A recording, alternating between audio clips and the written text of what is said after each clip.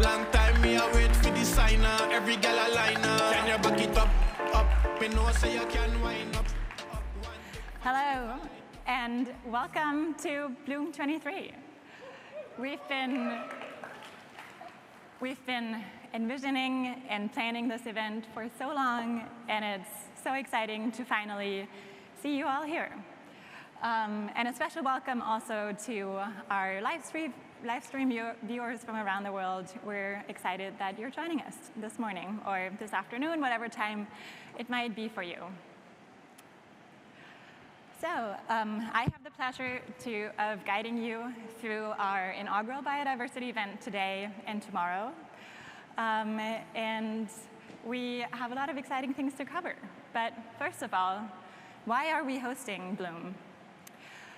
Over the past years, and especially since COP15 in Montreal last December, biodiversity has become a major discussion point for sustainability professionals.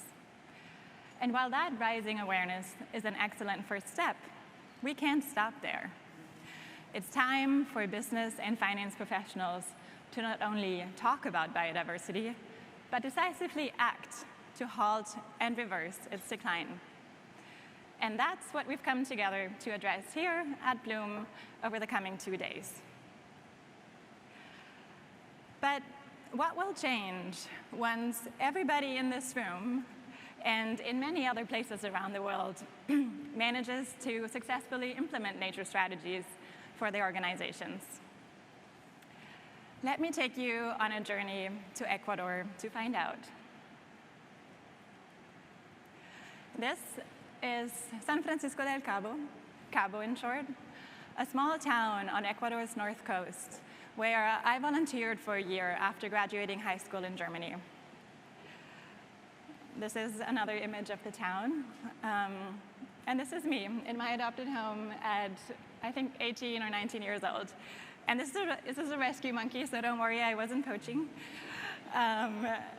And so during my time in Ecuador, I worked with NASCA, a local NGO, in a marine conservation project that, spoiler alert, sounded great, but failed miserably.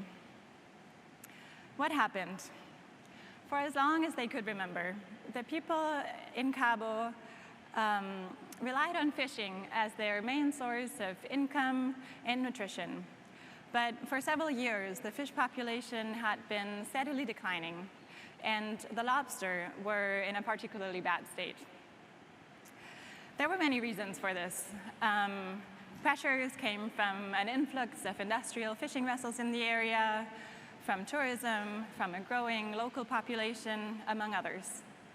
So Cabo's lobstermen knew they needed to do something differently if they wanted to have a future in their jobs. Together with NASCA, the NGO I was working with, they all agreed to stop fishing lobster for 3 years to allow the population in the bay a chance to recover. NASCA had secured a grant to pay the lobstermen to do community and environmental education work in the meantime. So they were giving talks in schools and cleaning up beaches and rivers and so forth. And this project wasn't only self-serving. Cabo lies on one of Ecuador's most biodiverse stretches of coast. And at the time I was there, it had a recently established marine protected area. And understanding how to safeguard the ocean's health while meeting the needs of the local communities had been a big challenge. So this was a great project to try to find an answer to that. And when my time in Ecuador was over and I went back home to Germany, the project was flourishing. But about a year later, one of my former colleagues called me with devastating news. 2 years into the ban, fishermen from neighboring villages had decided, or had figured, rightly so, that there must be an abundance of lobster in the bay by now because nobody had been fishing. And they went in and raided it. Cabo's lobstermen and my colleagues tried their best to defend what they had protected. And they ended up in a violent conflict with the other fishermen and eventually gave up. They were devastated and back to square one. Now, it would be the easy, can we go back one slide, please? Doesn't matter. It would be the easy but wrong thing to do to blame the fishermen for the project's failure. They were just trying to do right by their families under increasing environmental pressures and a lack of educational opportunities, jobs, or a social safety net to fall back on. And in terms of the project itself, sure, some aspects of its design or implementation could have been improved. But I'd argue that the project had a good chance of failure, even if everything had been done perfectly at the project level. After all, and now we come to this image, this isn't the only failed conservation project. There are hundreds, if not thousands, of stories just like it. Projects that were created with the best intentions and shattered by the same socioeconomic or political drivers that had led to the problem they were trying to solve.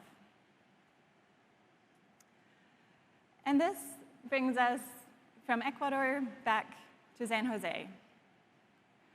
As long as the global economy continues to prioritize short-term gains over long-term resiliency, and as long as the value of healthy ecosystems isn't properly incorporated into balance sheets, projects like the one I witnessed will continue to fail in Ecuador, the US, Germany, and everywhere else.